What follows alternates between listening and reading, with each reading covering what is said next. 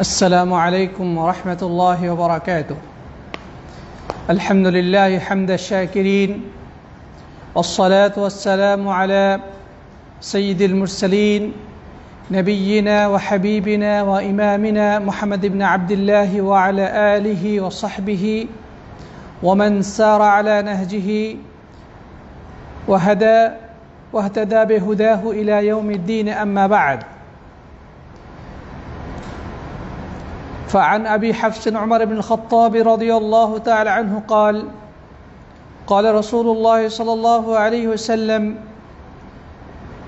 قال سمعت رسول الله صلى الله عليه وسلم يقول: إنما الأعمال بالنيات وإنما لكل امرئ ما نوى، فمن كانت هجرته إلى الله ورسوله فهجرته إلى الله ورسوله، ومن كانت هجرته لدنيا أو امرأة ينكحها فهجرته إلى ما هاجر إليه.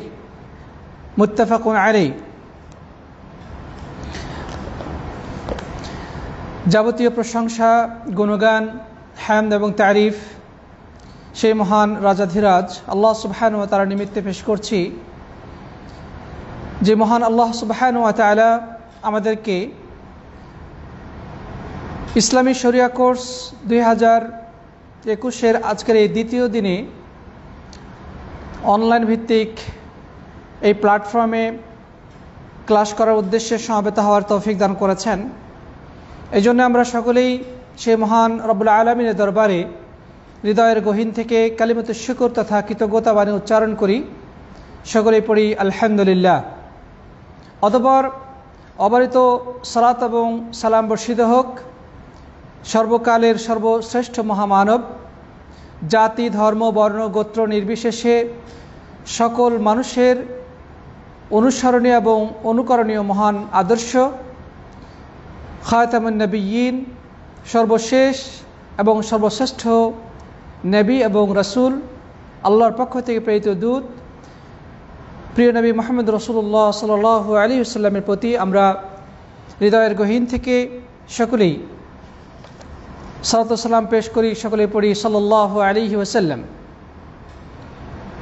মোহতারাম মুআজ্জাজ প্রাণপ্রিয় দর্শক, শ্রোতা, ভাই এবং বোনেরা, এই মুহূর্তে যারা আমাদের সাথে লাইভে যুক্ত হয়েছেন তাদের সবাইকে আমি আব্দুল্লাহিল হাদি বিন আব্দুল জলিল, সৌদি আরবের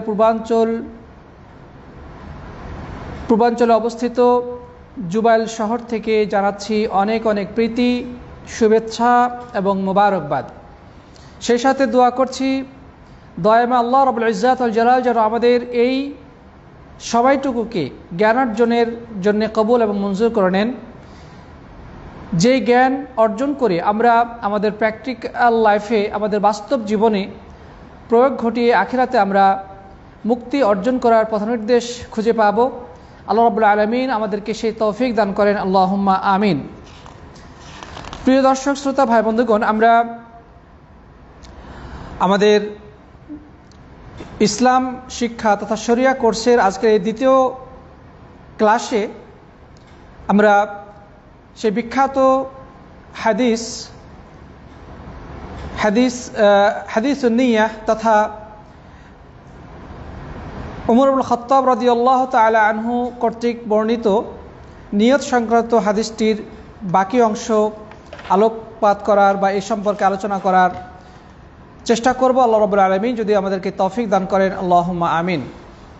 তো মূল আলোচনা যাওয়ার পূর্বে আমাদের প্রাণপ্রিয় দর্শক, শ্রোতা, ভাই বোনদের কাছে অনুরোধ জানাবো, আপনারা দয়া করে আমাদের এই লাইভটিকে বিভিন্ন ফেসবুক পেজ, গ্রুপ বা আপনাদের নিজস্ব টাইমলাইনে একটু শেয়ার করে নিন বা আপনাদের বন্ধুদেরকে ট্যাগ করুন যেন তারাও আমাদের এই লাইভ ক্লাস থেকে উপকৃত হন। আল্লাহ রাব্বুল আলামিন আমাদের সবাইকে সেই তৌফিক দান করুন, আল্লাহুম্মা আমিন। প্রিয় দর্শক, শ্রোতা, বন্ধুগণ, আমরা মূল আলোচনায় চলে যেতে চাই।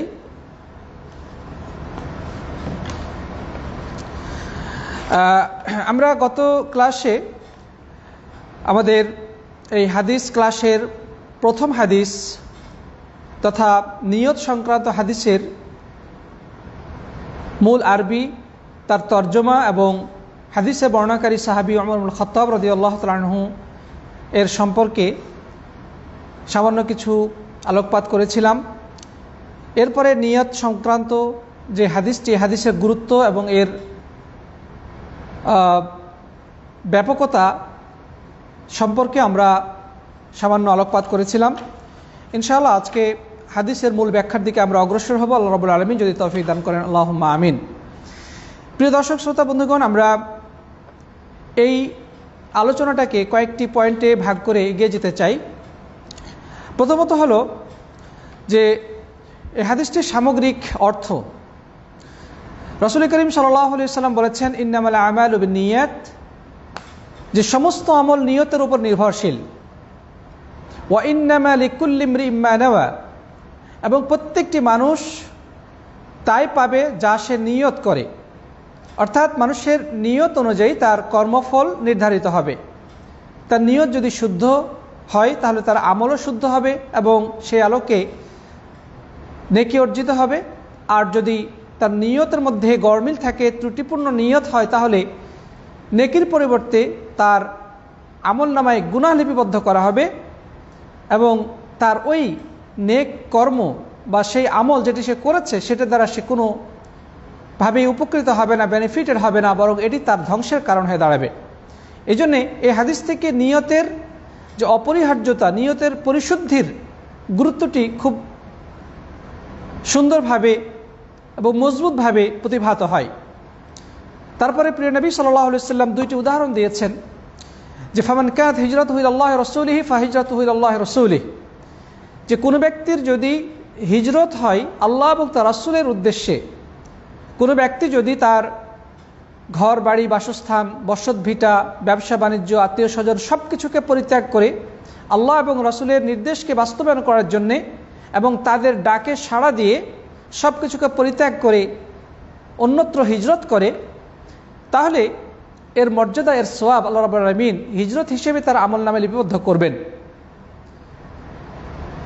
এর বিপরীতে আরেকটি উদাহরণ দেওয়া হয়েছে। রাসূল করিম সাল্লাল্লাহু আলাইহি ওয়াসাল্লাম যেটা বলেছেন, ওমান কানাত হিজরাতুহু লিদুনিয়া আও ইমরাআতিন ইয়ানকিহুহা ফাহিজরাতুহু ইলা মা হাজারা ইলাই, কিন্তু কেউ যদি হিজরত করে কোনো নারীকে বিবাহ করার উদ্দেশ্যে অথবা দুনিয়ার কোনো স্বার্থ হাসিলের উদ্দেশ্যে, তাহলে সে যে উদ্দেশ্যে হিজরত করেছে, যে উদ্দেশ্যে সে ঘর বাড়ি ত্যাগ করে গমন করেছে, আল্লাহ সুবহানাহু ওয়া তাআলা তার আমলনামায় ওইটাই লিপিবদ্ধ করবেন। তাহলে দুইটি উদাহরণ দেওয়া হয়েছে, একটি হচ্ছে সৎ কাজের উদাহরণ, আরেকটি হচ্ছে অসৎ কাজের উদাহরণ। আল্লাহ এবং রাসূলের সন্তুষ্টির জন্য, আল্লাহ রাসূলের আহ্বানে সাড়া দিয়ে কেউ যদি নিজের ঘর বাড়ি, মাতৃভূমি পরিত্যাগ করে যেখানে আল্লাহর ইবাদত করা যায় সেখানে হিজরত করে, তাহলে আল্লাহ রাব্বুল আলামিন তার আমলনামায় ওই হিজরতের সওয়াব লিপিবদ্ধ করবেন। পক্ষান্তরে দুনিয়ার স্বার্থ বা অন্য কোনো উদ্দেশ্য যদি কেউ হিজরত করে, তাহলে আল্লাহ সুবহানাহু ওয়া তাআলা তার আমলনামায় সে যে নিয়তে হিজরত করেছে সেটাই লিপিবদ্ধ করবেন। প্রিয় বন্ধুগণ, তো এই যে নিয়তের যে বিষয়টি, এটি খুবই গুরুত্বপূর্ণ। মুমিনের জীবনে নিয়তের গুরুত্ব অপরিসীম। নিয়তের পরিশুদ্ধির বিষয়টি অত্যন্ত গুরুত্বপূর্ণ। প্রিয় বন্ধুগণ, এখানে যে কথা বলা হয়েছে যে আল আমাল, আমাল মানে কর্ম। কর্ম দুই প্রকার। কতগুলো কর্ম যেগুলো আমরা মুখ দ্বারা সম্পাদন করি, মৌখিক কর্ম, মৌখিক ইবাদত, কথার মাধ্যমে যে ধরনের আমরা যে সমস্ত ইবাদত করি, যেমন আমরা মুখ দিয়ে তাসবিহ তাহলিল, জিকির আজকার উচ্চারণ করি, দোয়া পাঠ করি, আমরা কোরআনে কারীম তেলাওয়াত করি, মানুষকে সদুপদেশ দেই, আমরা সালাম দেই, এগুলো হচ্ছে মৌখিক ইবাদত। পক্ষান্তরে আরেক প্রকার ইবাদত রয়েছে যেগুলোর জন্য আমাদের শারীরিক অন্যান্য অঙ্গ প্রত্যঙ্গ ব্যবহার করতে হয়। আমাদের হাতের ব্যবহার হয়, আমাদের পায়ের ব্যবহার হয়, কখনো উঠতে হয়, কখনো বসতে হয়, কখনো দৌড়াতে হয়, কখনো ঘুরতে হয়। কাবার চতুর্দিকে তওয়াফকারীগণ প্রদক্ষিণ করে, সাফা মারওয়ার ভিতরে, সাফা মারওয়ার মাঝে হাজী সাহেবগণ, উমরাকারীগণ প্রদক্ষিণ করে, যায় আসে। তারপরে হাজরা আসওয়াদিকে তারা চুমু খায়, তারপরে জামরাতে পাথর নিক্ষেপ করে, তাহলে দেখা যাচ্ছে যে কতগুলো ইবাদতের জন্যে আমাদের শারীরিক অঙ্গ প্রত্যঙ্গ, হাত পা ইত্যাদির ব্যবহার করতে হয়। তো এখানে ইবাদত দ্বারা সকল প্রকার ইবাদতের উদ্দেশ্য, মানে মৌখিক ইবাদত হোক অথবা কর্মগত ইবাদত হোক, সকল প্রকার ইবাদতের নিয়তের উপর নির্ভরশীল। প্রিয় বন্ধুগণ, তো এই নিয়তের গুরুত্বটি একটি হাদিস দ্বারা খুব সুন্দরভাবে প্রস্ফুটিত হয়ে যায়। আল্লাহ রাসূল সাল্লাল্লাহু আলাইহি ওয়াসাল্লাম একটি হাদিসের মধ্যে বলেছেন, যে হাদিসটি বর্ণনা করেছেন প্রখ্যাত সাহাবী আবু হুরায়রা রাদিয়াল্লাহু তাআলা আনহু, এবং সহিহ বুখারীতে হাদিসটি বর্ণিত হয়েছে। নবী সাল্লাল্লাহু আলাইহি ওয়াসাল্লাম বলেছেন যে কোনো বান্দা যদি খারাপ কাজ করার নিয়ত করে, মানে মনে মনে একটা মানুষ প্ল্যান পরিকল্পনা করলো যে সে একটা অন্যায় কাজ করবে, গুনার কাজে লিপ্ত হবে, খারাপ কাজে লিপ্ত হবে, তার মনের মধ্যে একটা প্ল্যান সে তৈরি করলো, সে চিন্তা ভাবনা করলো, ইচ্ছা পোষণ করলো, আল্লাহ সুবহানাহু ওয়া তাআলা সাথে সাথেই তার আমলনামায় গুনাহ লেখেন না। ফেরেশতাদেরকে বলেন, ওয়েট, অপেক্ষা করো, দেখো সে আসলেই কাজটা করে নাকি ফিরে আসে, তার সিদ্ধান্ত পরিবর্তন করে, তাকে সময় দাও। এরপরে ওই ব্যক্তি যদি ওই অন্যায় কাজটা করে ফেলে, পাপের কাজটা যদি সম্পাদন করে ফেলে, তখন আল্লাহ সুবহানাহু ওয়া তাআলা ফেরেশতাদেরকে বলেন যে যেহেতু সে কাজটা করে ফেলেছে, অতএব তার আমলনামায় একটি গুনাহ লিপিবদ্ধ করে দাও। কয়টি গুনাহ? একটি গুনাহ লিপিবদ্ধ করে দাও। আর সে যদি কাজটি না করে তাহলে তার গুনাহ লেখার দরকার নেই। তারপরে কথা হচ্ছে যে সেই কাজটা যে করলো না কেন, যদি সে আল্লাহর ভয়ে কাজটা না করে, যে আমি এই গুনাহটা করব, আল্লাহ রাব্বুল আলামিন তো দেখছেন, তিনি তো আমার কথা শুনছেন, রাতের অন্ধকার হোক, দিনের আলো হোক, জনসম্মুখে হোক, নির্জনে হোক, সকল অবস্থায় আমাকে তিনি দেখছেন, তিনি আমার কন্ট্রোলার, সবকিছু তিনি কন্ট্রোল করছেন, উপর থেকে তিনি সবকিছু অবলোকন করছেন। অতএব সে যদি আল্লাহর ভয়ে ওই কাজটা, হারাম কাজটা না করে, ওই পাপ থেকে ফিরে আসে আল্লাহর ভয়ে, আল্লাহ সুবহানাহু ওয়া তাআলা খুশি হয়ে যান এবং ওই ব্যক্তির আমলনামায় একটি নেকি লিপিবদ্ধ করার আদেশ করে দেওয়া হয়। ফেরেশতা মণ্ডলীকে বলে, তাহলে ওই ব্যক্তির আমলনামায় একটি নেকি লিপিবদ্ধ করে দাও। সুবহানাল্লাহ, চিন্তা করা যায়, গুনার কাজ করার নিয়ত করেছে, পাপ কাজের সে সিদ্ধান্ত নিয়েছে, কাজটা সে করবে, কিন্তু পরক্ষণে তার হৃদয়ে আল্লাহর ভয় জাগ্রত হলো, আল্লাহ সুবহানাহু ওয়া তাআলার সে নিয়ন্ত্রণের কথা, তার অবলোকনের কথা তার হৃদয় পটে উকি দিল, সাথে সাথে সে আল্লাহর ভয়ে ভীত হয়ে ওই পাপ থেকে ফিরে আসলো, ওই কাজটা থেকে নিজেকে নিবৃত রাখলো। আল্লাহ রাব্বুল আলামিন এর বিনিময়ে তার আমলনামায় একটি নেকি লিপিবদ্ধ করে দেবেন। সুবহানাল্লাহ, খুবই ইন্টারেস্টিং বিষয়। মানে গুনার কাজ করার পরেও যদি আল্লাহর ভয়ে ফিরে আসে, তাহলে কিন্তু আল্লাহ রাব্বুল ইজ্জাতুল জালাল এর বিনিময়ে একটা নেকি লিপিবদ্ধ করে দেবেন। এর বিপরীতে কোনো লোক যদি ভালো কাজ করার নিয়ত করে, কোনো একটা কাজ সে করে প্ল্যান পরিকল্পনা গ্রহণ করেছে, সে বাড়িতে বসে সে চিন্তা করতেছে এই কাজটা সে করবে, প্ল্যান করেছে, বিছানায় শুয়ে শুয়ে সে মনে মনে একটা সিদ্ধান্ত নিয়েছে সে একটি ভালো কাজ করবে, অমুক কাজটি সে সম্পাদন করবে,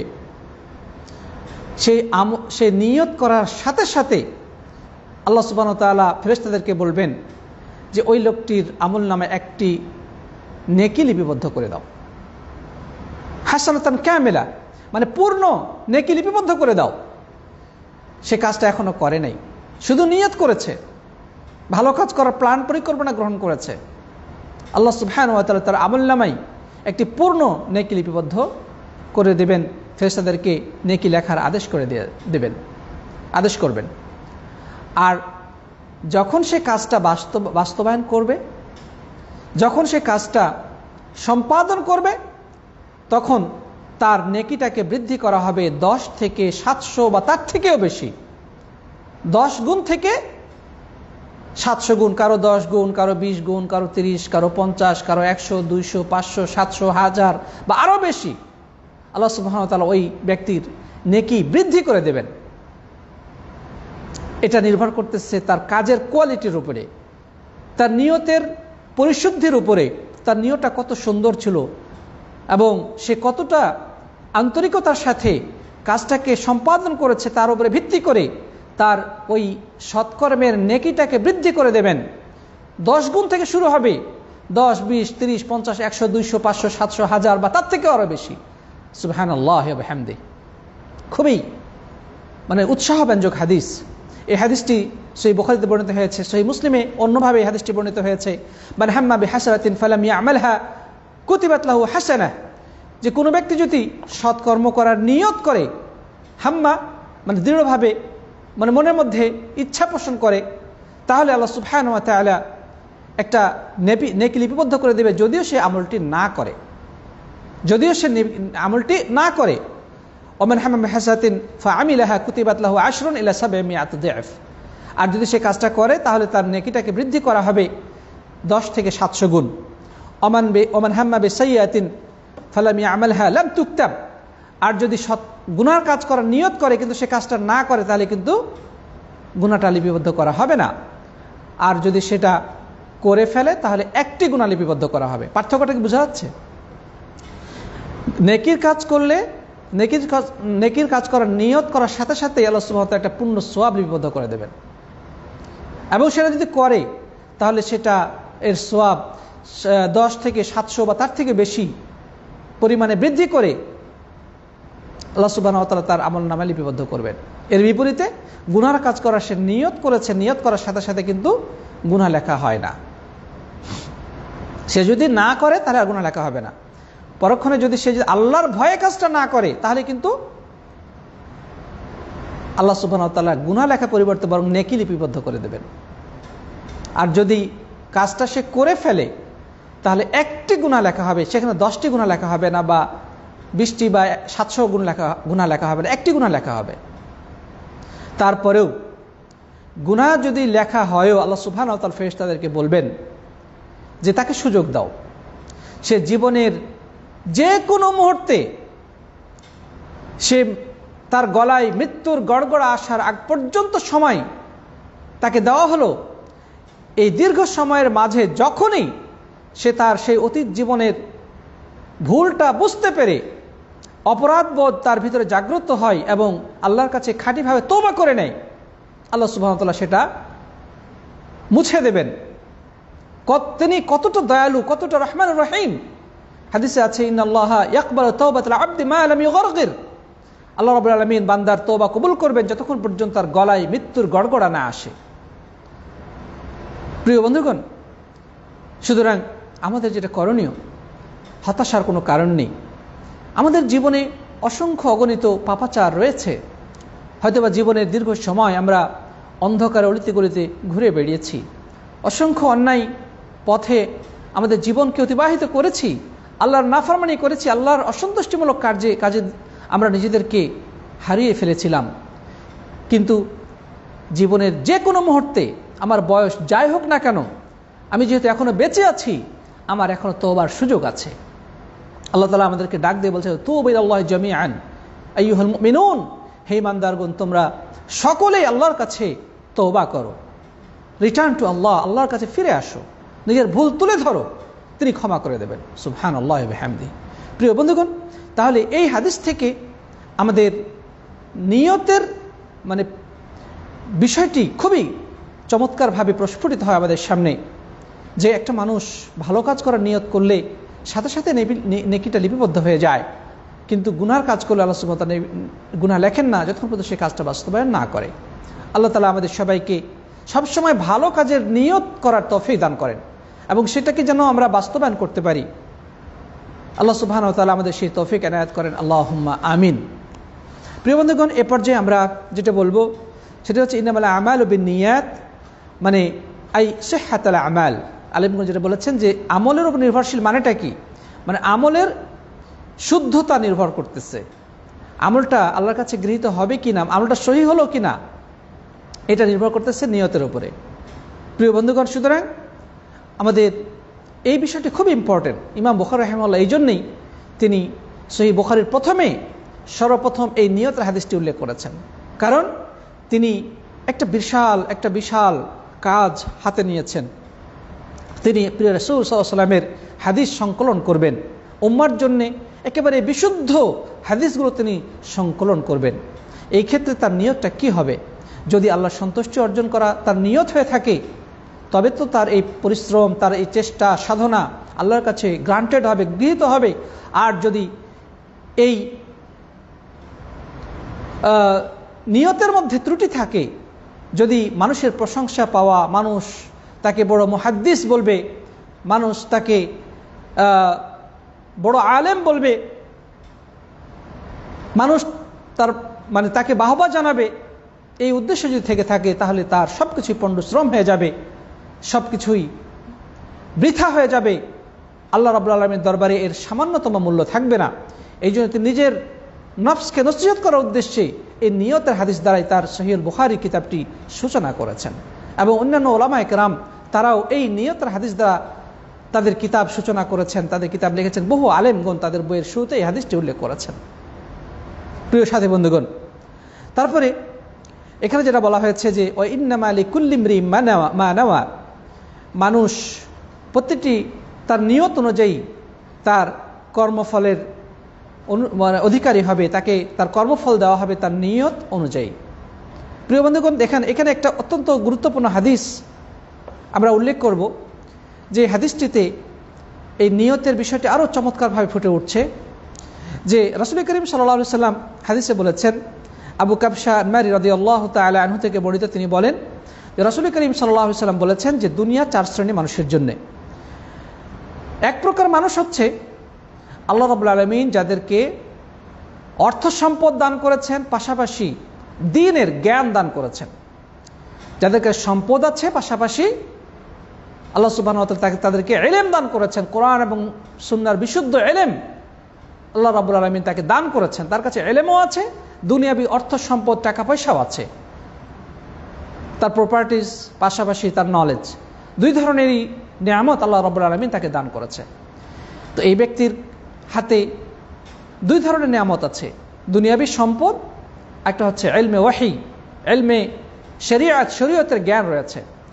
এই শরীয়তের জ্ঞান দ্বারা সে বুঝতে পারে যে তার এই সম্পদের হক কি, সে আল্লাহকে ভয় করে এবং এই সম্পদের হক সে আদায় করে, সে সম্পদের যাকাত দেয়, গরিব মানুষ, অসহায় মানুষের কল্যাণে ব্যয় করে, ইসলামের যে কোনো প্রয়োজনে তার সম্পদকে সে অকাতরে খরচ করে।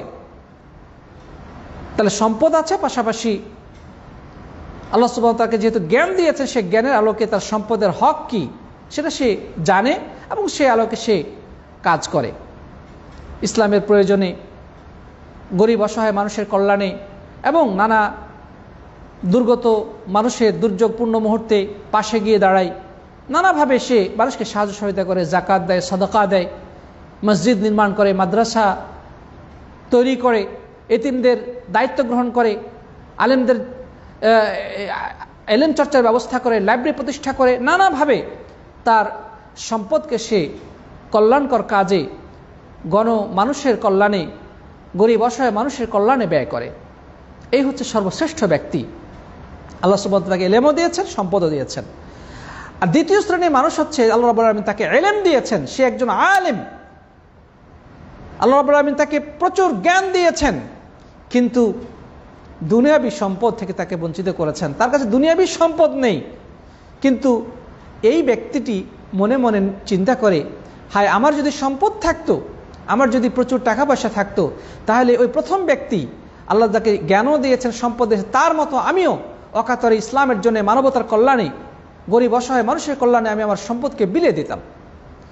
তো দ্বিতীয় ব্যক্তির সম্পদ নাই, কিন্তু এলেম আছে, এলেমের কারণে সে, তার ভিতরে এই চেতনাবোধ বা এই আগ্রহ সে উপলব্ধি করে যে যদি টাকা পয়সা থাকতো, সে প্রথম ব্যক্তির মতো ভালো কাজে এই সম্পদকে ব্যয় করত। আল্লাহ রাব্বুল আলামিন এই দ্বিতীয় ব্যক্তিকে সম্পদ খরচ না করার পরও ওই প্রথম ব্যক্তির সমপরিমাণ সওয়াব দান করবেন। সুবহানাল্লাহ, যেহেতু তার নিয়তের মধ্যে এটি রয়েছে যে তার মতো সম্পদ থাকলে আমি ব্যয় করতাম। আল্লাহু আকবার। আরো দুই শ্রেণীর মানুষের কথা রাসূল করিম সাল্লাল্লাহু আলাইহি ওয়াসাল্লাম বলেছেন। তৃতীয় শ্রেণীর যে মানুষ, সেটি হলো আল্লাহ রাব্বুল আলামিন যাকে টাকা পয়সা সম্পদ দিয়েছেন অনেক, কিন্তু জাহেল নাম্বার 1, মূর্খ, দিন সম্পর্কে কোনো জ্ঞানই রাখে না। আল্লাহর হক কি, ইসলামের হক কি, সম্পদের হক কি, হালাল হারাম কোন ক্ষেত্রে ব্যয় করা যাবে, কোন ক্ষেত্রে ব্যয় করা যাবে না, এর ব্যাপারে কোনো নলেজই নাই। এই ব্যক্তিটি সবচেয়ে নিকৃষ্ট, যে টাকা পয়সা পর্যাপ্ত রয়েছে কিন্তু দিনের জ্ঞান থেকে বঞ্চিত, দিনের জ্ঞান তার মধ্যে নেই। এই লোকটি করে কি, স্বাভাবিকভাবেই যেহেতু তার জ্ঞান নেই, যেহেতু সে জানে না ভালো মন্দের পার্থক্য, সে বুঝে না, এই কারণে এই টাকাকে সে অকাতরে খারাপ কাজে ব্যয় করে, হারাম কাজে ব্যয় করে, এই অর্থকে সে পাপাচারের কাজে ব্যয় করে। এই হচ্ছে সবচেয়ে নিকৃষ্ট ব্যক্তি। আর চতুর্থ শ্রেণী মানুষ হচ্ছে রাসূল করিম সাল্লাল্লাহু আলাইহি ওয়াসাল্লাম যেটা উল্লেখ করেছেন, সেটি হচ্ছে আরেক শ্রেণী মানুষ, আল্লাহ রাব্বুল আলামিন যাকে দুনিয়ার সম্পদও দেন নাই, ইলমও দেন নাই। মানে গরিব তো গরিব, ফকির তো ফকির, আবার জ্ঞান থেকেও শূন্য, দিনের জ্ঞান থেকে শূন্য। কিন্তু তার মনের ভিতরে চিন্তাটা কত খারাপ, সে বলে যে আমার যদি টাকা থাকতো তাহলে আমি এই টাকা পয়সাকে মানে কিভাবে যে এনজয় করতাম আর কোন কাজে ব্যয় করতাম সেটা আল্লাহ ভালো জানে। মানে তার ভিতরে এই চিন্তাটা মাথা চাড়া দিয়ে যে আমি যত ধরনের পাপাচার করা সম্ভব সবই করতাম। আল্লাহ রাসূল সাল্লাল্লাহু আলাইহি ওয়াসাল্লাম বলছেন যে এই যে চতুর্থ ব্যক্তি, যে সে সম্পদ থেকে বঞ্চিত, জ্ঞান থেকে বঞ্চিত, কিন্তু তার নিয়তটা খারাপ। সে বলে যে আমার সম্পদ থেকে আমি যদি সম্পদ হাতে পেতাম তাহলে আমি এই সম্পদকে নানা পাপাচারে ব্যয় করতাম, সিনেমা হল তৈরি করতাম, নানা ধরনের মদের বার তৈরি করতাম, জিনা ব্যভিচার ইত্যাদি নোংরা কাজে আমি এই সম্পদ খরচ করতাম, জীবনটাকে আমি এনজয় করতাম নানাভাবে। এই যে চতুর্থ ব্যক্তি, এই লোকটি ওই যে তৃতীয় ব্যক্তির সমপরিমাণ গুনার অধিকারী হবে, যেহেতু তার নিয়ত ছিল যে আমি ওর মতো যদি টাকা পয়সা পেতাম আমিও খারাপ কাজে ব্যয় করতাম। প্রিয় বন্ধুগণ, তাহলে এই হাদিসটি থেকে আমরা কি শিক্ষা পাচ্ছি? যে টাকা পয়সা, ধন সম্পদ আল্লাহ রাব্বুল আলামিন যাকে দিয়েছেন তার জন্য জরুরি হচ্ছে ওই টাকা পয়সার যে কি হক আল্লাহর পক্ষ থেকে নির্ধারিত সেটা জানা। জাকাত যদি আবশ্যক হইতে জাকাত দেওয়া, হ্যাঁ, তার আত্মীয় স্বজন, গরিব, পাড়া প্রতিবেশী, তাদেরকে নানাভাবে সাহায্য সহযোগিতা করা, আল্লাহকে ভয় করা, ওই সম্পদকে অপচয় থেকে রক্ষা করা, ভালো কাজে ব্যয় করা। আর যাদের আল্লাহ রাব্বুল আলামিন জ্ঞান দিয়েছেন কিন্তু টাকা পয়সা দেন নাই, তাদের উচিত মনের মধ্যে নিয়ত থাকা যে আল্লাহ রাব্বুল আলামিন যদি আমাকে সম্পদ দিতেন তাহলে আমি এই টাকাকে মানুষের কল্যাণে আমি ব্যয় করতাম, ইসলামের কল্যাণে আমি ব্যয় করতাম।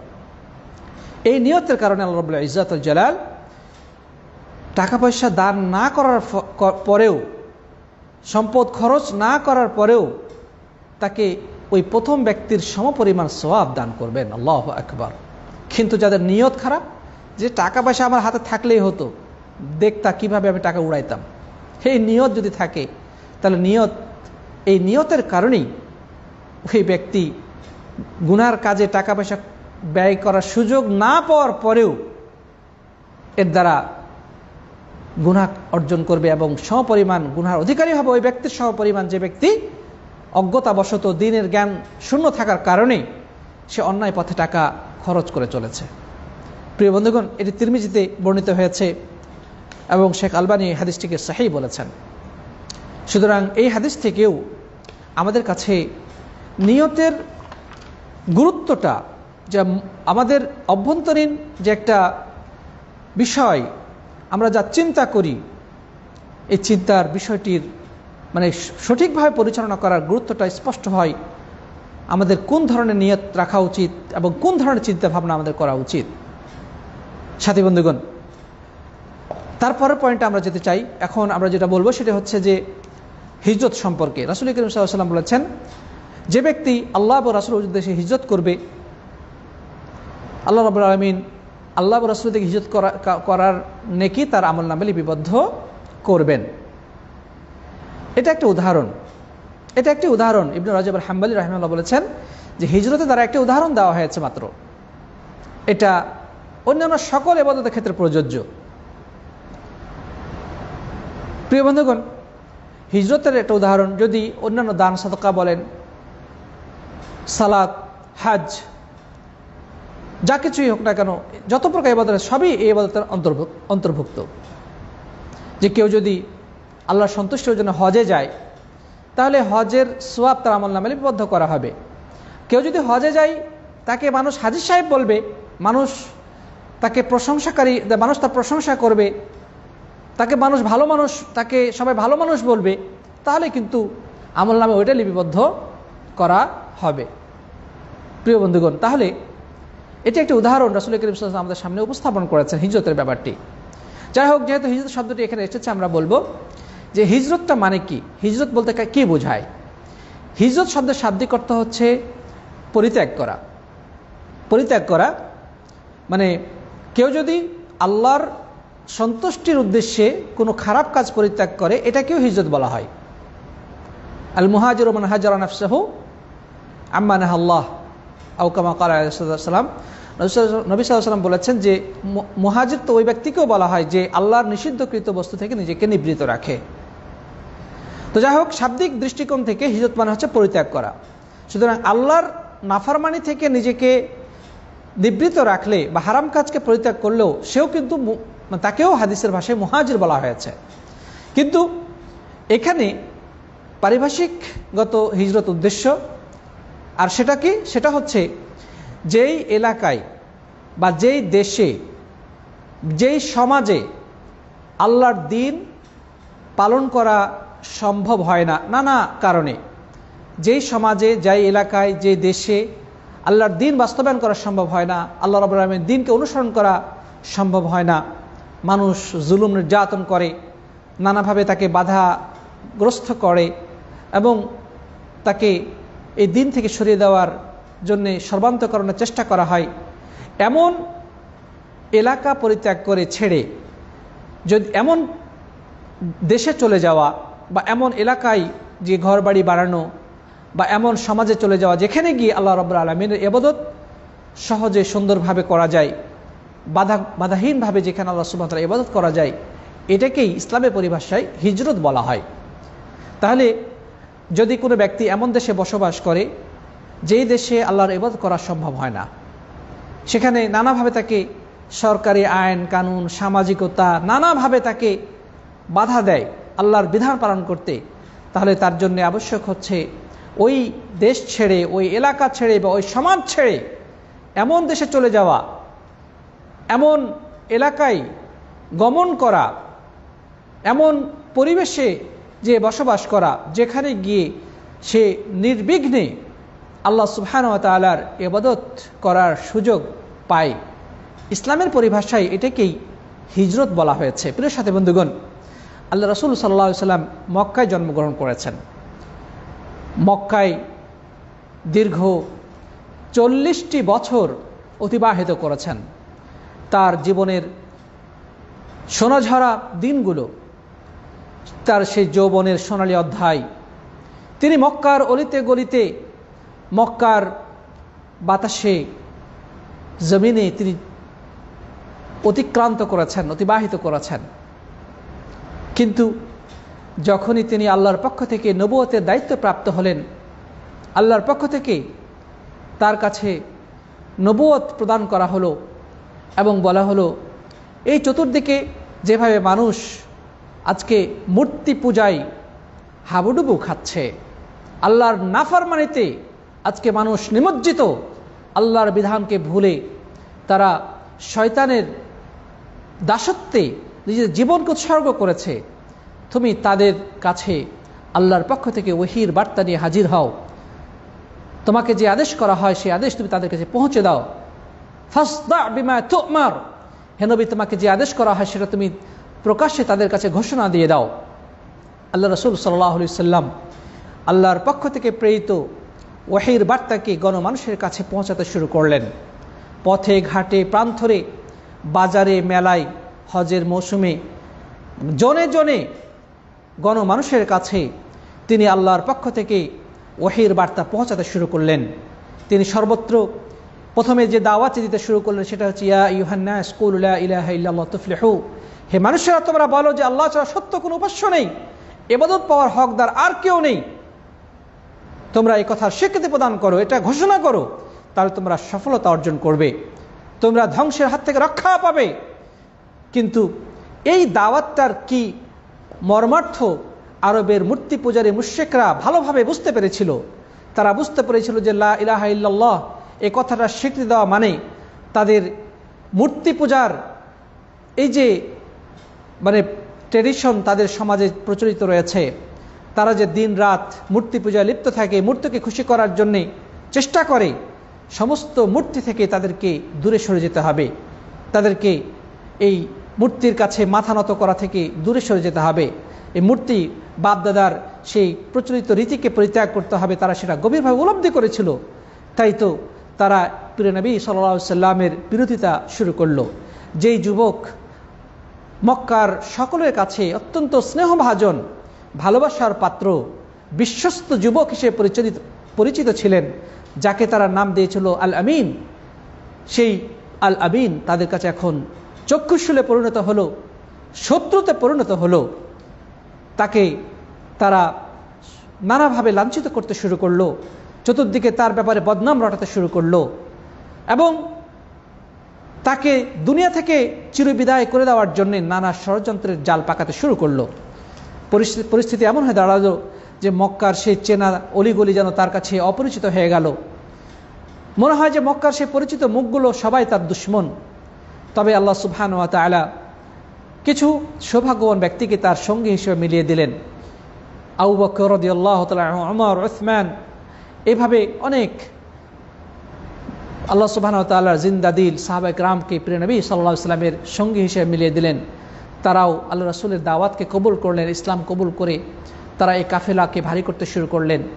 কিন্তু এদিক থেকে যত ইসলামের এই কাফেলার অগ্রযাত্রা হচ্ছে, যত বেশি এর পরিধি বৃদ্ধি পাচ্ছে, তত বেশি কাফেরদের শত্রুতার মাত্রা বৃদ্ধি পেতে শুরু করেছে। তারা যে সমস্ত গোলাম বা দাসেরা ইসলাম কবুল করছিল, তাদেরকে তারা অত্যন্ত নির্মম নির্যাতনের মুখোমুখি করলো, তাদের উপরে জুলুম নির্যাতনের স্টিমরা চালাতে লাগলো। পরিশেষে প্রিয় নবী সাল্লাল্লাহু আলাইহি ওয়াসাল্লাম সাহাবীদের এক গ্রুপকে আদেশ করলে যে তোমরা হাবশা চলে যাও। আমি জানি সেই ইথিওপিয়া অঞ্চলে একজন শাসক রয়েছে যার নাম নাজাশি। সে যদিও খ্রিস্টান, কিন্তু সে তার দেশে ন্যায়পরায়ণতা চালু রেখেছে, সে মানুষের প্রতি জুলুম করে না। অতএব তোমরা যে যেভাবে পারো রাতের অন্ধকারে তোমরা এই মক্কা নগরী ছেড়ে সেই দেশে তোমরা চলে যাও। এটিকে বলা হয় হিজরত। এটা হচ্ছে হাবাসার হিজরত বা ইথিওপিয়ার হিজরত। রাসূল করিম সাল্লাল্লাহু আলাইহি ওয়াসাল্লামের নির্দেশক্রমে এক গ্রুপ সাহাবী তারা নদীপথে তারা রাতের অন্ধকারে মক্কা নগরী ছেড়ে ইথিওপিয়া পাড়ি জমালেন। এটা হচ্ছে প্রথম হিজরত, হাবাসার প্রথম হিজরত। এরপরে কিছুদিন পরে আবার দ্বিতীয় হিজরতের ঘোষণা হলো। দ্বিতীয় হিজরতের সময় আরেক গ্রুপ চলে গেলেন সেই ইথিওপিয়ায়, সেখানে তারা বসবাস শুরু করলেন।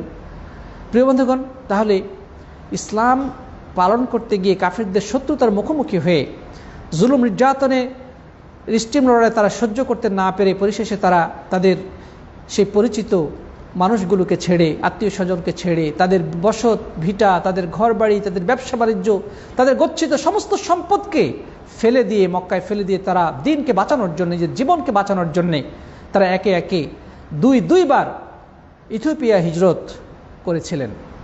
প্রিয় বন্ধুগণ, এর পরবর্তীতে প্রিয় নবী সাল্লাল্লাহু আলাইহি ওয়াসাল্লাম যখন নবী হওয়ার প্রায় 13 বছর পরে তাকে আদেশ করা হলো যে তুমি তোমার নানার গোত্র মদিনায় চলে যাও।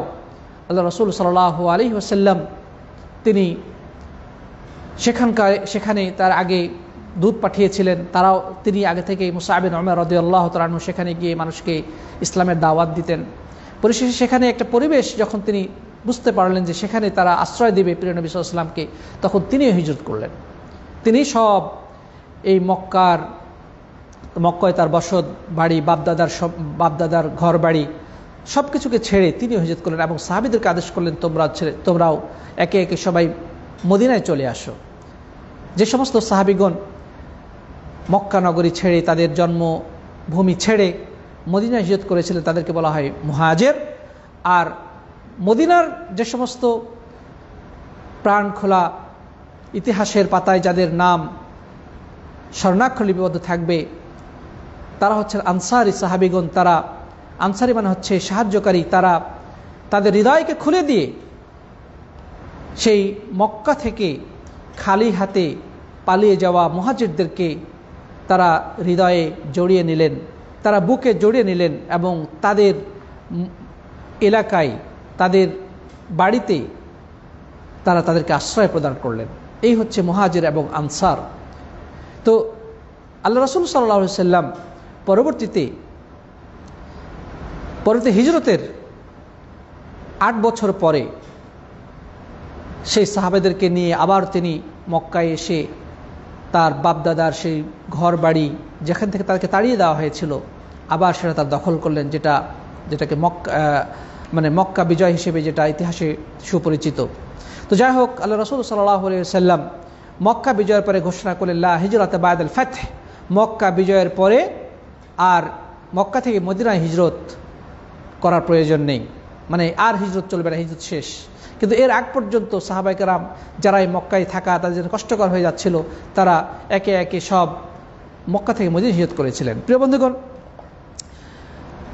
তাহলে বোঝা যাচ্ছে যে ইসলামের প্রয়োজনে আমাদের মাতৃভূমি, দেশের ভালোবাসা, আত্মীয় স্বজন, আমাদের বসত ভিটা, গচ্ছিত সম্পদ, আমাদের জীবনের সর্বস্বকে প্রয়োজনে কখনো কখনো বিসর্জন দিতে হতে পারে।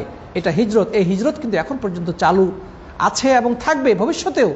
যদি কোনো দেশে ইসলাম পালন করা সম্ভব না হয় তাহলে সেই দেশ ছেড়ে যেই দেশে গিয়ে ইসলাম পালন করা সম্ভব সেই দেশে চলে যাওয়া হতে পারে। সুতরাং বলবো আমাদের মুমিনদের জন্যে, আমাদের মুমিনদের এই দুনিয়াবী সহায় সম্পদ থেকে বেশি ইম্পর্টেন্ট হচ্ছে আমাদের ঈমান, আমাদের দ্বীন। যেখানে আমরা দ্বীন পালন করতে বাধাগ্রস্ত হব সেখানে দ্বীন ছেড়ে দিয়ে আমরা দুনিয়াকে প্রাধান্য দিতে পারি না।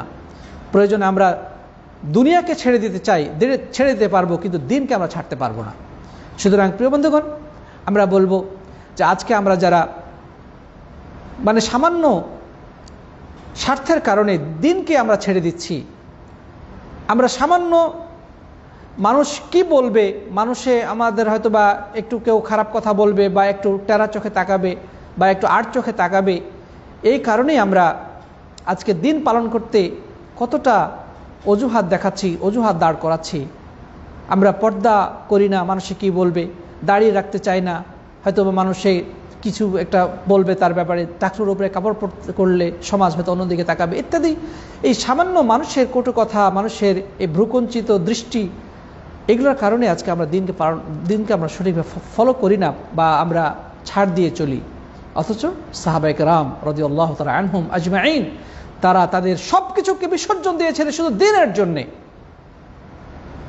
তাহলে আমরা যতই মুখে তাদের ভালোবাসার কথা বলি, কিন্তু বাস্তবিক ক্ষেত্রে আমরা কতটা তাদের অনুসারী, কতটুকু আমরা আসলে দ্বীন পালন করি, সেটা আমাদের আত্মসমালোচনার বিষয়।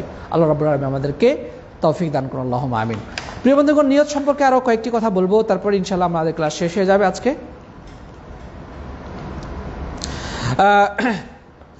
নিয়ত সম্পর্কে আলেমগণ যে কথাগুলো বলেছেন এগুলো খুবই ইম্পর্টেন্ট, সবাই একটু মনোযোগ দিয়ে শুনবেন। এই কথাগুলো আমাদের জীবনের জন্য খুবই গুরুত্বপূর্ণ। প্রথম কথা হচ্ছে যে নিয়তটা আমাদের দুনিয়াবি যে সমস্ত স্বাভাবিক কর্মকাণ্ড আছে, এই সমস্ত কর্মকাণ্ড থেকে ইবাদতকে পৃথক করার জন্য নিয়তের প্রয়োজন। যেমন আমরা প্রত্যহ গোসল করি, গোসল করা এটা আমাদের স্বাভাবিক দৈনন্দিন জীবনের একটি কাজ। আমরা অনেক সময় ক্লান্তি দূর করার জন্য গোসল করি, বা শরীরে ময়লা আবর্জনা দূর করার জন্য আমরা গোসল করি, আমরা শরীরে শীতলতা আনানোর জন্য আমরা গোসল করি। গোসলটা সব শ্রেণীর সবাই করে, কিন্তু আরেক প্রকার গোসল রয়েছে যেটা হচ্ছে ফরজ গোসল, যে স্বামী স্ত্রী মিলনের পরে গোসল করতে হয়, শরীর নাপাক হয়ে যায় এবং সেই নাপাকি দূর করার জন্য গোসল করতে হয়, এটা হচ্ছে ফরজ গোসল। রাত্রে একজন যুবক ঘুমিয়েছেন, ঘুম থেকে উঠে দেখা গেল যে রাত্রে তার বীর্যপাত হয়েছিল, যেটাকে আমরা বলি স্বপ্নদোষ হয়েছিল, স্বপ্নদোষ হলে গোসল ফরজ হয়। গোসল ব্যতিরেকে তার শরীর পবিত্র হবে না। মহিলাদের নির্দিষ্ট সময় প্রতি মাসে কয়েকদিন ঋতুস্রাব হয়, যেটা আরবিতে হায়েজ হয়। হায়েজ শেষ হলে, যেদিন হায়েজ শুষ্ক হয়ে যাবে, হায়েজ বন্ধ হয়ে যাবে পরিপূর্ণভাবে, সেদিন তার জন্য গোসল করে পবিত্রতা অর্জন করা জরুরি। মহিলাদের বাচ্চা প্রসবের পরে সর্বোচ্চ 40 দিন পর্যন্ত যে স্রাব প্রবাহিত হয় এটাকে নিফাস বলা হয়। নিফাস চলাকালীন সময়ে তার শরীর পুরোটা নাপাক থাকে। যেদিন তার এই শরীর পবিত্র হবে তার জন্য আবশ্যক হচ্ছে গোসল করা। তো এই যে ফরজ গোসল আর দৈনন্দিন জীবনের সাধারণ গোসল, গোসল করার ক্ষেত্রে তো কোনো পার্থক্য নাই, তাই না? গোসল তো গোসলই। নদীতে যারা ডুব দিয়ে গোসল করে অথবা ঝর্ণার নিচে দাঁড়িয়ে পানি ছেড়ে দিয়ে সারা শরীর ধুয়ে ফেলে, এটাই তো গোসল। কিন্তু এই গোসলের পার্থক্যটা হবে নিয়তের মাধ্যমে। মানে কোনো লোক যদি ফরজ গোসল করে তাহলে অবশ্যই তার আগে তাকে নিয়ত করতে হবে। নিয়ত ছাড়া ওই গোসল গৃহীত হবে না। কারণ রাসূল করিম সাল্লাল্লাহু আলাইহি ওয়াসাল্লাম বলেছেন, ইন্নামাল আমালু বিন্নিয়াত, নিয়তের উপরে সকল আমল নির্ভরশীল। সুতরাং এক্ষেত্রে তার নিয়ত দ্বারা পার্থক্য করতে হবে যে এটা কি ফরজ গোসল নাকি সাধারণ গোসল। জুমার দিনে গোসল করা এটা সুন্নত গোসল, তাহলে ওই গোসলকে পার্থক্য করতে হলে তার নিয়ত থাকতে হবে যে কোনটা ফরজ এবং কোনটা সুন্নত, কোনটা সাধারণ গোসল আর কোনটা সুন্নত গোসল। এই যে গোসলের ক্ষেত্রে এই যে পার্থক্যটা সূচিত হয় নিয়তের মাধ্যমে। সুতরাং আমরা বলবো যে দৈনন্দিন স্বাভাবিক কাজকর্মকে নিয়তের দ্বারা পার্থক্য করতে হয়, করাটা খুবই গুরুত্বপূর্ণ। তারপর দেখেন, আমরা ভাত খাই, স্বাভাবিক নিয়মে আমরা ডেলি সবাই ভাত খাই, রুটি খাই, সবজি খাই, আমরা জীবন ধারণের জন্য আমরা এই খাবারগুলো খেয়ে থাকি। কিন্তু একজন মানুষ সে যদি ইফতার করে এবং সাহুর, এটাও তো একটা খাওয়া, ভোররাত্রে রোজার উদ্দেশ্যে কেউ যদি খাবার খায় আর সন্ধ্যার সময় কেউ যদি রোজা ভঙ্গ করে ইফতার করার মাধ্যমে, তাহলে এটাও খাবার। কিন্তু সাধারণ খাবার আর এই খাবারের মধ্যে পার্থক্য আছে। ইফতারের সময় দুজন ব্যক্তি খেতে বসেছে, একজন রোজার নিয়তে ইফতার করলো আর একজন স্বাভাবিকভাবেই মানে তার খাওয়ার ইচ্ছা হয়েছে সে খেয়েছে। পার্থক্য আছে না নাই? অবশ্যই পার্থক্য আছে। একটি হচ্ছে ইবাদত আর হচ্ছে এমনি সাধারণ খাবার। তাহলে বোঝা যাচ্ছে যে দৈনন্দিন আমাদের সাধারণ যে কার্যক্রম রয়েছে সেগুলো কার্যক্রমের ক্ষেত্রে কোনটা ইবাদত এবং কোনটা স্বাভাবিক কাজ, এটির মধ্যে পার্থক্য সূচিত হবে এই নিয়তের মাধ্যমে। তারপর আরেকটি বিষয় হচ্ছে, এক ইবাদতকে আরেক ইবাদত থেকে পার্থক্য করার জন্য নিয়তের অপরিহার্যতা রয়েছে। যেমন আমরা ফজরের 2 রাকাত সুন্নত পড়ি, আবার ফরজ পড়ি। তো 2 রাকাত পড়ার যে পদ্ধতি, ফরজ এবং সুন্নতের ক্ষেত্রে একই পদ্ধতি, কিন্তু কোনটা ফরজ আর কোনটা সুন্নত এটা পার্থক্য সূচিত হবে কিসের মাধ্যমে? নিয়তের মাধ্যমে। যে আমি নিয়ত এই 2 রাকাত পড়লাম সুন্নতের নিয়তে আর এই 2 রাকাত পড়লাম ফরজের নিয়তে। তারপরে রোজা রাখার ক্ষেত্রে আমরা বলতে পারি, যেমন একজন মানুষ নফল রোজা রাখতেছেন, আরেকজন মানুষ রমজানের কাজা রোজা রাখতেছেন। রোজা তো উভয়টা একই, কিন্তু 2 রোজার মধ্যে পার্থক্যটা হবে কিসের মাধ্যমে? নিয়তের মাধ্যমে। অর্থাৎ এটাও হতে পারে যেন আমি দিনের বেলায় আমি রোজা রাখতেছি, এখন এই রোজাটা কি, কোন রোজা, ফরজ নাকি সুন্নত নাকি নফল নাকি কাজা নাকি কাফারা নাকি মানত? সব রোজা তো একই রকমই, কিন্তু এই রোজার মাঝে কোনটা কোন রোজা এই পার্থক্যটা হবে কিসের মাধ্যমে? এটা হচ্ছে নিয়তের মাধ্যমে। তাহলে এক ইবাদতকে আরেক ইবাদত থেকে পার্থক্য করার জন্যও নিয়তের অপরিহার্যতা রয়েছে। প্রিয় বন্ধুগণ, তারপরে দানের ক্ষেত্রে একই কথা বলতে পারি। যেমন একটা মানুষ দান করলো, এখন এই দানের নিয়তটা কি? যদি ফরজ জাকাত হিসেবে দান করে তাহলে তার একটা হুকুম, আর যদি সাধারণ দান হিসেবে সে দেয় তাহলে তার একটা হুকুম, মানে টাকা গরিব মানুষের কাছে পৌঁছলো, সে উপকৃত হয়ে গেল। কিন্তু দাতার নিয়তটা কি ছিল? তার নিয়ত যদি থাকে জাকাত হিসেবে দেওয়া, তাহলে এটা জাকাত হিসেবে গণ্য হবে। আর যদি তার নিয়ত থাকে সাধারণ দান সদকা, তাহলে সাধারণ দান সদকা হিসেবে গণ্য হবে। তাহলে এটাও ইবাদত, এটাও ইবাদত, কিন্তু দুই ইবাদতের মাঝে পার্থক্য সূচিত হবে কিসের মাধ্যমে? এই নিয়তের মাধ্যমে। তাহলে আমরা দুটি জিনিস বুঝতে পারলাম। একটি হচ্ছে যে দুনিয়াবী কাজ থেকে ইবাদতকে পার্থক্য করার জন্য নিয়তের প্রয়োজন, যেমনটা আমরা এর আগে বলেছি, যেমন গোসলের ক্ষেত্রে ফরজ গোসল এবং সাধারণ গোসল। আর দ্বিতীয়টা হলো আমরা বললাম যে একটি ইবাদতকে আরেকটি ইবাদতের ক্ষেত্রে পার্থক্য করার জন্য নিয়তের প্রয়োজন রয়েছে। যেমন আমরা বলেছি ফরজ কাজা রোজা এবং সাধারণ নফল রোজা, ফরজ দান জাকাত আর সাধারণ দান। তাহলে দুইটি ইবাদত, কিন্তু ইবাদতের মধ্যে পার্থক্যটা হচ্ছে কিসের মাধ্যমে? নিয়তের মাধ্যমে। তারপরে নিয়তের মাধ্যমে উদ্দেশ্য নির্দিষ্ট করা হয় যে আমি নিয়ত, আমার কোন নিয়তে আমি ইবাদতটা করলাম, আমার উদ্দেশ্যটা কি। যদি হয় আল্লাহর সন্তুষ্টি অর্জন, তাহলে নেকি লিপিবদ্ধ করা হবে। আর যদি হয় মানুষের প্রশংসা পাওয়া, তাহলে নেকির পরিবর্তে গুনাহ লেখা হবে। তাহলে এখানে নিয়তের মাধ্যমে ইবাদতের উদ্দেশ্যটাকে কি মানে নির্দিষ্ট করা হচ্ছে।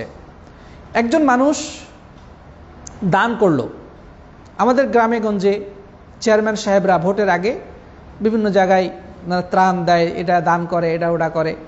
তার দানটা যদি উদ্দেশ্য হয় ভোট পাওয়া, মানুষ তাকে দানশীল দানবীর বলবে, মানুষ তাকে ভালো বলবে, তাহলে এটা হলো তার রিয়া। নেকি তো হবে না, বরং এটা রিয়া হিসেবে পরিগণিত হবে এবং তার আমলনামে গুনাহ লেখা হবে, যেটাকে বলা হয় শিরকে আসগর। তারপর দান করে সে শিরকে আসগর তথা গুনাহ অর্জন করলো। কিন্তু আরেকজন ব্যক্তি দান করলো, তার উদ্দেশ্য আল্লাহর সন্তুষ্টি, মানুষের প্রশংসা পাওয়া তার উদ্দেশ্য নয়, দুনিয়ার কোনো স্বার্থ হাসিল তার উদ্দেশ্য নয়। তাহলে এই দানের মাধ্যমে সে বিশাল নেকি অর্জন করলো। তাহলে একজন মানুষের উদ্দেশ্য হচ্ছে মানুষের প্রশংসা পাওয়া, আরেকজনের উদ্দেশ্য কি? আল্লাহর সন্তুষ্টি অর্জন করা।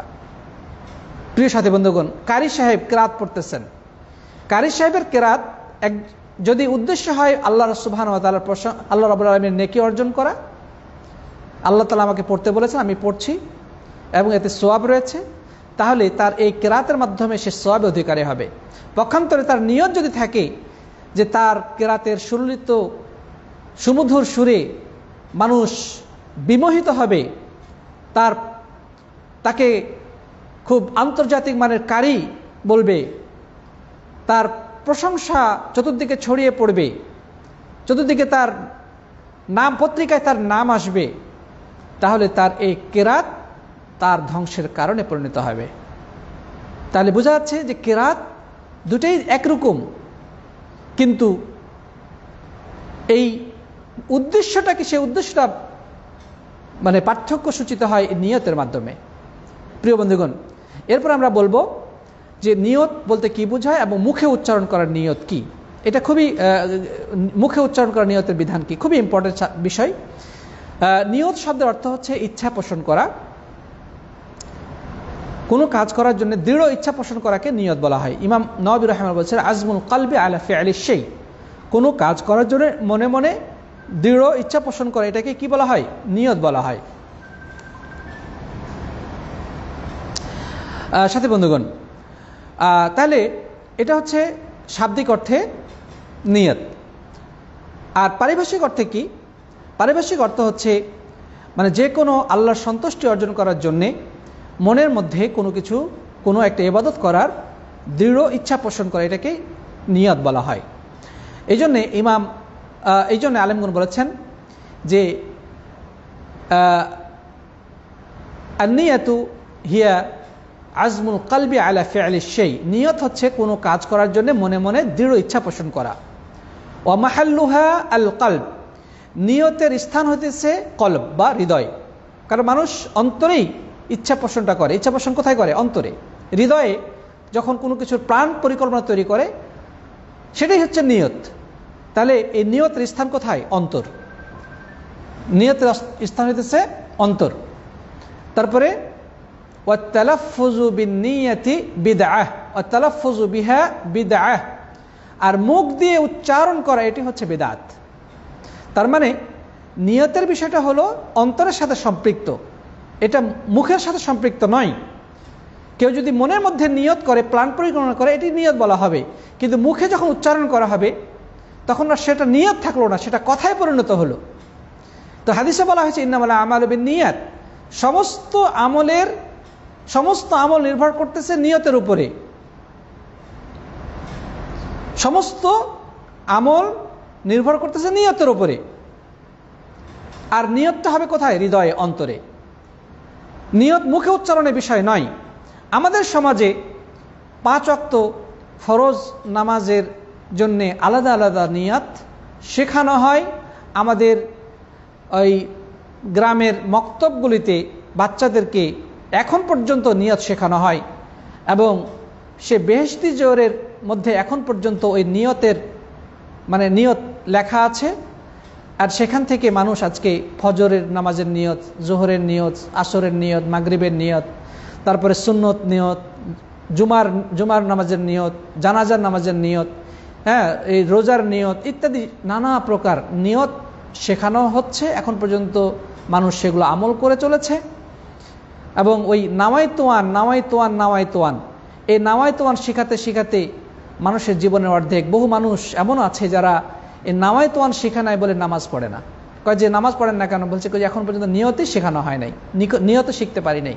প্রিয় বন্ধুগণ, প্রকৃতপক্ষে এই নাওয়াইতোয়ান বলে কোনো নিয়ত কোরআন এবং হাদিসে কোথাও বর্ণিত হয় নাই। রাসূল করিম সাল্লাল্লাহু আলাইহি সাল্লাম জিন্দেগিতে কখনো তিনি নাওয়াইতোয়ান বলে নিয়ত করেছেন এটা কোনো হাদিসের কিতাবে উল্লেখিত হয়নি। না কোনো সাহাবী, একজন সাহাবী থেকেও এটা প্রমাণ নেই যে তারা নাওয়াইতোয়ান বলে নিয়ত করেছেন। এমনকি ইমাম আবু হানিফা, ইমাম শাফিঈ, ইমাম মালিক, ইমাম আহমদ বিন হাম্বল, এই সব উলামায়ে কেরাম, আইম্মায়ে মুজতাহিদিন, ইমাম বুখারী, মুসলিম, আবু দাউদ, নাসাই, তিরমিজি, ইবনে মাজাহ, এভাবে যত মুহাদ্দিসিন রয়েছেন, ইমাম মালিক, এভাবে যত মুহাদ্দিসিন মুফাসসিরিন রয়েছে, কারো থেকে একটা প্রমাণও পাওয়া যায় না যে কখনো তারা মুখ দিয়ে নিয়ত উচ্চারণ করেছেন। প্রিয় বন্ধুগণ, আমরা বলবো সুতরাং এই সমস্ত তথাকথিত মন গড়া নিয়ত থেকে আমাদেরকে ফিরে আসতে হবে।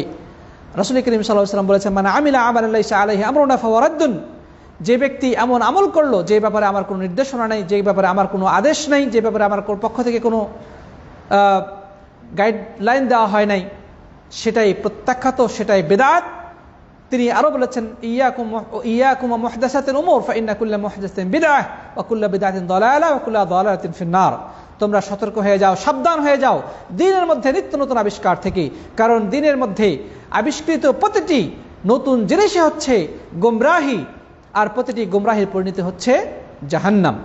প্রিয় সাথী বন্ধুগণ, সুতরাং এই সমস্ত নাওয়াইতোয়ান, তথাকথিত নাওয়াইতোয়ান নামক যে সমস্ত গদ বাঁধা নিয়ত আমাদের সমাজে প্রচলিত রয়েছে, সেটা নামাজের হোক, রোজার হোক, সেটা বাংলায় হোক অথবা আরবিতে হোক, সব ধরনের নিয়ত বিদআত, সেগুলো অবশ্যই আমাদেরকে পরিত্যাগ করতে হবে। অন্যথায় আমরা ভালো কাজ মনে করে করব, পক্ষান্তরে এটি আমাদের জন্য গুনার কারণে পরিণত হবে, যেহেতু এটা বিদআত, আর বিদআতের পরিণতি হইতেছে গুমরাহি, আর গুমরাহি যার পরিণতি হচ্ছে জাহান্নাম। আল্লাহ রাব্বুল আলামিন আমাদের সবাইকে সঠিক দ্বীন বুঝার তৌফিক দান করেন, আল্লাহুম্মা আমিন। সর্বশেষ আর 2 মিনিটে 2টি কথা বলে শেষ করতে চাই। প্রিয় বন্ধুগণ, যে নিয়তের কারণেই অনেক সময় দুনিয়াবি কাজ আমাদের ইবাদতে পরিণত হতে পারে। দুনিয়াবি কাজ ইবাদতের কারণে পরিণত হতে পারে। যেমন আমরা একটি উদাহরণ দিয়ে শেষ করবো, সেটা হচ্ছে যেমন স্ত্রী সহবাস।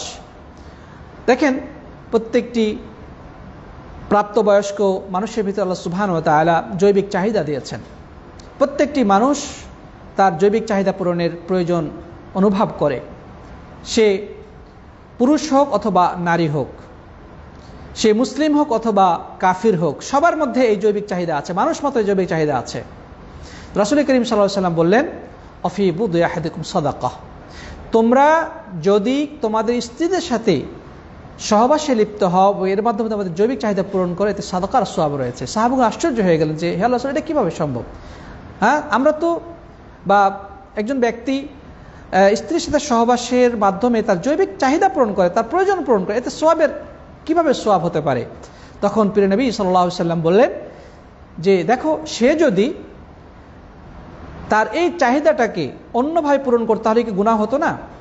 অবশ্যই সেটা তার গুনাহের কারণ হতো, যেহেতু সে আল্লাহর নাফরমানিতে তার এই চাহিদাটাকে সে পূরণ করলো। সুতরাং সে যদি বৈধ পন্থায় তার চাহিদা পূরণ করে, এতে তার নেকি রয়েছে। সুবহানাল্লাহ।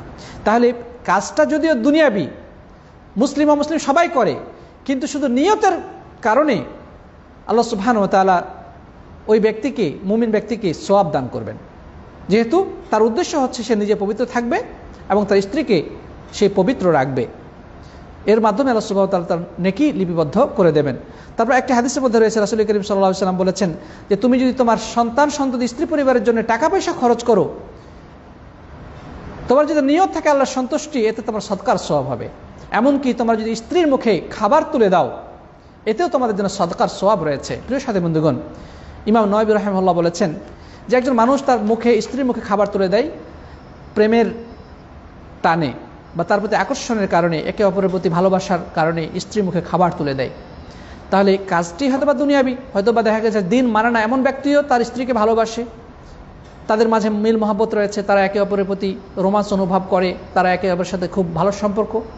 কিন্তু একজন ইমানদার ব্যক্তি যদি আল্লাহর সন্তুষ্টির জন্যে তার স্ত্রীর মুখে খাবার তুলে দিতে, তার সদকার সওয়াব রয়েছে।